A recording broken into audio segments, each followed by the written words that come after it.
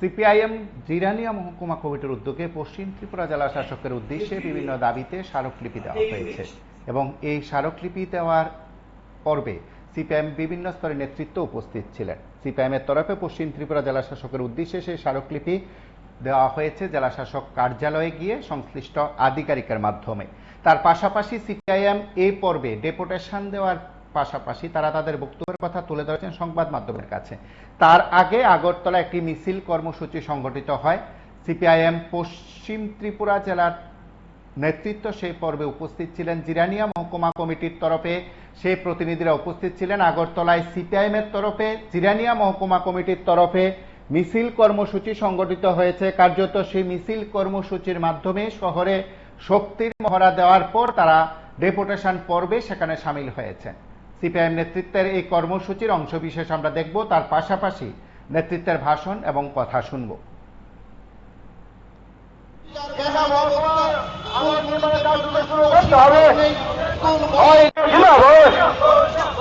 দাবিতে পশ্চিম ত্রিপুরা জেলা শাসকের নিকট গণডিভিশনে সামিল হন।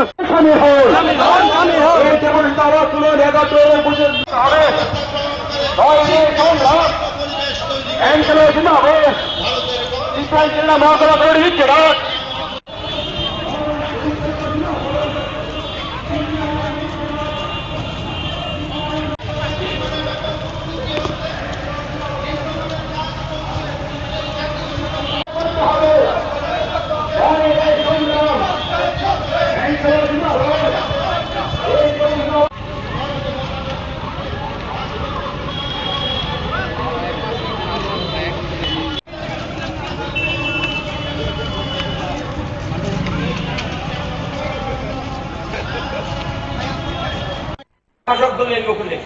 এই যে নেশা সাম্রাজ্য চলছে তার বিরুদ্ধে কেন ব্যবস্থা নেওয়া হবে না?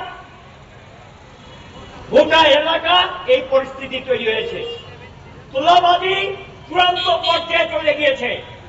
বাড়ি করবে টাকা দিতে হবে, ইট কিনবে টাকা দিতে হবে, বালি কিনবে টাকা দিতে হবে, সিমেন্ট কিনবে অমুক দোকান থেকে কিনতে হবে, নতুবা কিন্তু বাড়ি করতে দেব না। কমিশন বাণিজ্য সর্বত্র। আপনার বাড়ি আপনি করবেন, সেখানে কমিশন বাণিজ্য শুরু হয়েছে। কোনো কিছুতে সেখানে ছাড় নেই। এই অরাজকতা কতদিন চলবে? বাড়িঘর লুটপাট করছে, মানুষ আক্রান্ত হচ্ছেন, থানায় যাচ্ছেন, বিচার চাইছেন, থানা থেকে কোনো বিচারের ব্যবস্থা নেই। থানাতে গেলে অভিযোগ রাখেন না, বলে নিজেরা বসে আলোচনা করে শেষ নেই, অভিযোগ রাখতে চান না। প্রত্যেকটা থানা, মান্দাই থানা, হোমলুং থানা, জিরানিয়া থানা, তারপরে দিয়ে বণিক্য চৌমুড়ি এখানে যে থানা, 4টা থানাতেই একই অবস্থা চলছে। এই পরিস্থিতি চলতে দেওয়া যায় না। স্থানীয় যারা এখানে বিধায়করা আছেন, মন্ত্রীও আছেন, আপনারা যদি এই সমস্যাগুলো সমাধান করার কোনো বিষয় না, ইচ্ছা থাকলে একটা সমাধান করা যায়, কিন্তু সমাধান করতে আপনাদের দিক থেকে সেই সদর্থক ভাবনা চিন্তা আমরা লক্ষ্য করছি না। আরেকটা দাবি উঠেছে, এটা কি? জাতীয় সড়ক আপনারা আইএস অফিস থেকে বাসকোপড়া পিডব্লিউডি অফিস পর্যন্ত বাইপাস করছেন, ঠিক আছে, ভালো করুন, জিরানিয়া বাজারের যানজট মুক্ত করার জন্য।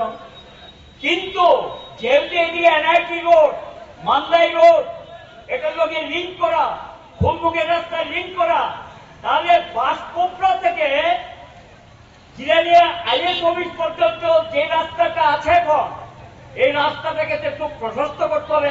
আমরা 4 লেন বলছি না, অ্যাটলিস্ট ডাবল লাইন, মানে 2 লেনের রাস্তা লেগে এটাকে করে দিতে হবে, যাতে মানুষের কোনো অসুবিধা না হয়। প্রকল্পের মধ্যে এটা নেই। কেন এটা প্রকল্পে থাকবে না? এটা তো প্রকল্পের অন্তর্ভুক্ত হওয়া উচিত। যেমন বিশাল করে বাইপাস হয়েছে, আপনারা লক্ষ্য করবেন, বিশাল করে রাস্তাটা প্রশস্ত করে করার কাজ চলছে, বাজারের উপর যে রাস্তাটা, তাহলে এটাও প্রকল্পের অন্তর্ভুক্ত হওয়া উচিত, কিন্তু প্রকল্পের মধ্যে এটা অন্তর্ভুক্তি নেই। গোটা রাজ্যে যেমন এই বিজেপি আইপিএফটি প্রমথা সরকার আসার পর রাজ্যে যেমন কোনো ধরনের উন্নয়ন হচ্ছে না, একইভাবে জিরানিয়া মহকুমাতেও সেই ধরনের কোনো ধরনের উন্নয়নের সুর লাগে নাই। বরং যা উন্নয়ন ঘটেছিল ওই বামফ্রন্টের আমলে সেগুলি আজকে সাংঘাতিকভাবে সেখানে উন্নয়নের সমস্ত মুখ থেকে যেমন পড়েছে, উন্নয়ন যা ছিল তাও ভেঙে পড়েছে। ইতিমধ্যে আপনারা জানেন 33-34টা স্কুল জিরানিয়া মহকুমা থেকে বন্ধ করে দেওয়া হয়েছে, এমনকি হাই স্কুল পর্যন্ত বন্ধ করে দিয়ে দেওয়া হয়েছে। Kamanmora high school, Radhamohanpur high school পর্যন্ত যেখানে বন্ধ করে দেয়। আসলে ওরা শিক্ষার জন্য এই এলাকার এই রাজ্যের উন্নয়নের জন্য কি কাজ করবে এটা সহজেই অনুমীয়। একইভাবে গোটা রাজ্যে যেরকম চলছে, একইভাবে জিরানিয়া মহকুমাতে কতগুলো বামফ্রন্ট আমলের সিদ্ধান্ত ছিল, গৃহীত সিদ্ধান্ত, এগুলি পর্যন্ত রূপায়িত হচ্ছে না। বরং উন্নয়ন না করে এখন এই গোটা রাজ্যে যেমন তেমনি সবচেয়ে ভয়ঙ্কর ভাবে জিরানিয়া মহকুমাতে বিরাট আপনার সন্ত্রাসের পরিবেশ কিভাবে জিয়ে রাখা যায় সেরকম ভাবেই চলছে। প্রতিদিনই কোন আক্রমণ প্রান্তে পার্টি অফিস আক্রমণ, আমাদের পার্টির নেতা কর্মীদের উপর দৈহিক আক্রমণ, হুমকি, ভয় ভীতির পরিবেশ সেখানে জারি রাখবার চেষ্টা করা হচ্ছে। এমনকি এরকম অবস্থা কোনোদিনই ছিল না। বিয়ে বাড়িতে পর্যন্ত নিমন্ত্রণ খেতে যেতে পারছে না। আপনার মায়ের শ্রাদ্ধ, বাবার শ্রাদ্ধ নিমন্ত্রিত নন, সেখানে যেতে পারছে না। এই ধরনের ভয়ঙ্কর অবস্থা গোটা রাজ্যে যেমন নেই, তেমনি আজকে আমাদের গোটা রাজ্যে যেমন চলছে, আমাদের রাজ্যে একই অবস্থা চলছে। কাজে এইরকম অবস্থার মধ্যে আসলে কোনোভাবে মেনে নেওয়া যায় না। তাই বন্ধুগণ, আমাদের দাবি জিরানিয়া মহকুমা এলাকার মানুষের যেমন দাবি, তেমনি রাজ্যের উন্নয়নের দাবি। জিরানিয়া মহকুমাকে বাদ দিয়ে তো রাজ্যের উন্নয়ন যেমন সম্ভব না, রাজ্যের উন্নয়নকে বাদ দিয়ে জিরানিয়া উন্নয়ন সম্ভব না। আসলে এই সরকারটা অসভ্য সরকারে পরিণত হয়েছে। কোন ধরনের কাজ, একটা নতুন কলেজ, একটা নতুন স্কুল, একটা 5 কিলোমিটার রাস্তা করে সেখানে কি জ্বালাই হয়েছে আঙুল তুলে দেখাবার কোন জমি নেই। অথচ বামফ্রন্ট সরকার আমলে সিদ্ধান্ত ছিল সেখানে আপনার আদালত গড়ে তুলবার আমাদের শিক্ষক আর রোজগার করছে কে? RSS এর সংগঠন বিদ্যাজ্যোতি। কতজন ফেল করলো বিদ্যাজ্যোতিতে, আর রেখে ডেকে রাখতে। তাই এই পরিস্থিতির মধ্যে এই 13 দফার দাবির মধ্যে অত্যন্ত অন্যতম যে আমাদের গণতান্ত্রিক অধিকার, মিছিল করার অধিকার, মিটিং করার অধিকার, পার্টি অফিস খোলার অধিকার, পার্টির স্বাধীন কাজকর্ম করার অধিকার, এটা ভারতের সংবিধান অনুযায়ী আমাদের জাতীয় পার্টি। আমরা না কংগ্রেস সহ অন্য দলগুলি যারা বিরোধী, কারণেই উপায় নেই। রাস্তাঘাট এটা কি করবেন পারে ঠিক করবেন। জাতীয় সড়ক যে মানের কাজ হচ্ছে, খোয়াইয়ের অভিজ্ঞতা থেকে বলছি, আরো খারাপ হবে। এরপরে যেটা উল্লেখযোগ্যভাবে তোলা হয়েছে দাবি, সরকারি অফিসাররাও বলে 10টা থেকে 12টা পর্যন্ত, আর বিকালবেলা 4টা থেকে রাত্র 7টা পর্যন্ত ত্রিনাথ থেকে সিএনজি স্টেশন দৌড়া 1 ঘন্টা 2 ঘন্টা দাঁড়িয়ে থাকতে হয়। তাই আমরা গিয়েছিলাম, পিডব্লিউডির যিনি সেক্রেটারি, এই কাজ দেখার যে দায়িত্ব, একমাত্র সমাধান ত্রিনাথের কাছ থেকে দৌড়া সিএনজি স্টেশন পর্যন্ত। এটা জাতীয় সড়ক যেহেতু বন্ধ করা যায় না, এটা ফ্লাইওভার তৈরি করা। এই দাবিগুলো নিয়েই আমরা এসেছি। 3রা মার্চের পর থেকে সারা রাজ্যেই অঘোষিত জরুরি অবস্থা চলছে। এক দলেই থাকতে পারবে, অন্য কোন দলকে এলাও করা হবে না। এই 18 মার্চে প্রথম খয়েরপুরের অফিস ভাঙা হলো সন্ধ্যাবেলায়। এরপরে খয়েরপুর, রানীর বাজার, মোহনপুর, জিরানিয়া, চম্পকনগর, এমনকি মান্দাই, যদিও পরে মান্দাই হয়তো আমরা এখন পুরে কাজ শুরু করেছিলাম, এটাকে আবার কিছুদিন আগে জ্বালিয়ে দিয়েছে। তাহলে এখানে অরাজক শাসন চলছে, বিজেপির অরাজকতা। জিরানিয়া মহকুমা এলাকায় উন্নয়নের কোন খাত দিয়ে বামপন্থী সরকার রেখে যায়নি। নতুন কোন দাবি বেশি করার মতো নেই, কিন্তু একটা রাস্তাও আজকে মানুষের চলার মতো নেই। জাতীয় সড়ক হচ্ছে, ওই দিন আমি গিয়েছিলাম তেলিয়ামোড় একটা কর্মসূচিতে,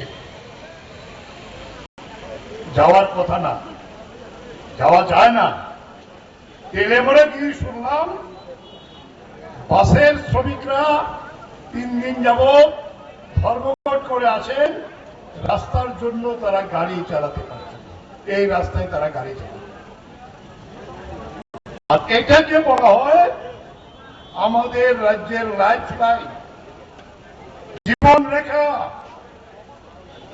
যেভাবে কাজ হচ্ছে, আমরা তো ছিলাম, কাজ করে এসেছি। একেবারে সহজ গ্রামের ভাষায় যদি বলা হয়, ছেপ দিয়ে লেপ দেওয়া হচ্ছে। ওই সংগঠিত এই মিছিল এবং ডেপুটেশন কর্মসূচিতে বক্তব্য শুনছেন।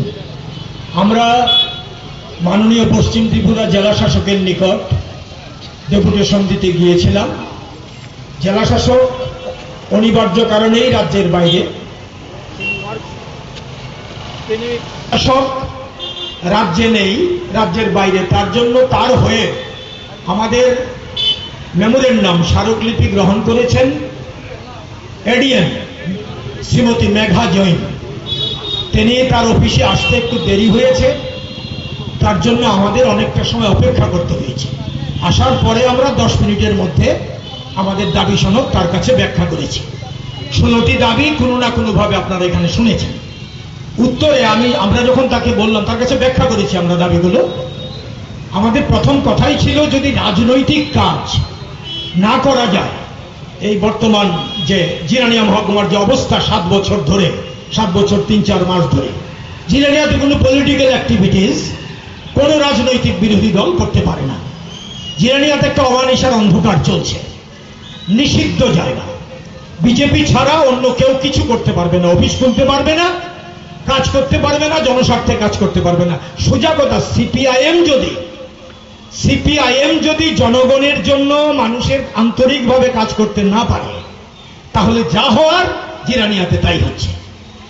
জনস্বার্থে সিপিআইএম এর ভূমিকা ত্রিপুরা রাজ্য ভারতবর্ষের সুবিদিত, এটা আমরা পারি না, আমরা বলেছি। অফিসগুলো একটা অক্ষত নেই, আমাদের কমরেডরা কাজ করতে পারে না, একটা জঙ্গলের রাজত্ব। বক্তৃতা করে এখানে নেতারা নিশ্চয়ই বলেছেন, আমি ব্যাখ্যায় যাচ্ছি না, এডিএমকে বলেছি। আপনি জেলা শাসকের তরফে এখানে শুনছেন, এটা ব্যবস্থা করুন, আমরা অফিসগুলি যাতে খুলতে পারি।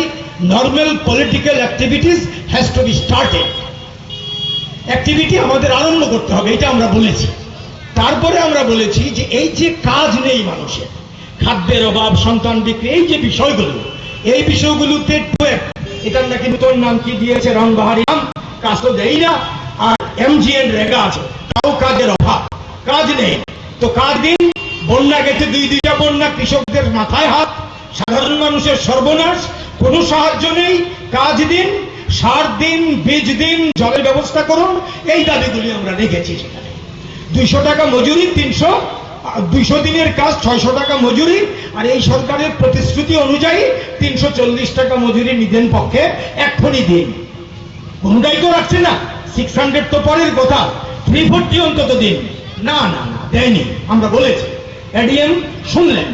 তারপরে আমরা বলেছি ফায়ার স্টেশন করতে হবে, 2টা জায়গাতে কলেজ, 2টা জায়গাতে করতে হবে বলা হয়েছে। বাসকুপড়াতে জল পাস হয় না, ওয়াটার লগিং, সেখানে ড্রেনেজ সিস্টেম ঢাকা করে দিতে হবে। মান্দাইয়ের ডেভেলপমেন্টের জন্য ওল্ড আগরতলাতে, বেলবাড়িতে, এই দাবিগুলো এখানে যা আছে আমি পড়ছি। সাব ডিভিশন থেকে শুধু আমি ছিলাম, আমি সদর আমার বাড়ি, জেলা সেক্রেটারি হিসেবে মিছিলে হেঁটেছি। সমস্ত জিরানিয়ার মানুষ তো গাটের পয়সা খরচ করে, জুমিয়া থেকে, ক্ষেত মজুর থেকে, শ্রমিক থেকে, কৃষক থেকে তারা এসছেন, মায়েরা, বোনেরা, ভাইয়েরা। এটাই হচ্ছে দেওয়ালের লিখন এই সরকার করুক, এই দেওয়ালের লিখন এই সরকার করুক। এটাই হচ্ছে আগামী দিনের রিপ্লাই। আমাদের এই শক্তিকে বাড়াতে হবে। আমাদের দাবি আমরা আদায় করবই, যতই অনিচ্ছুক হাত হোক এই সরকারের। এই সরকার নীতি পাল্টাও, না পাল্টালে এই সরকারকে যেতে হবে। জিরানিয়াতে গণতন্ত্রের পতাকা আমরা তুলে ধরবই। এই দায়িত্ব মার্ক্সবাদী কমিউনিস্ট পার্টির, বামপন্থীদের। শত অত্যাচারেও আমরা পিছিয়ে যাব না, এগিয়ে যাব, এই কথা বলে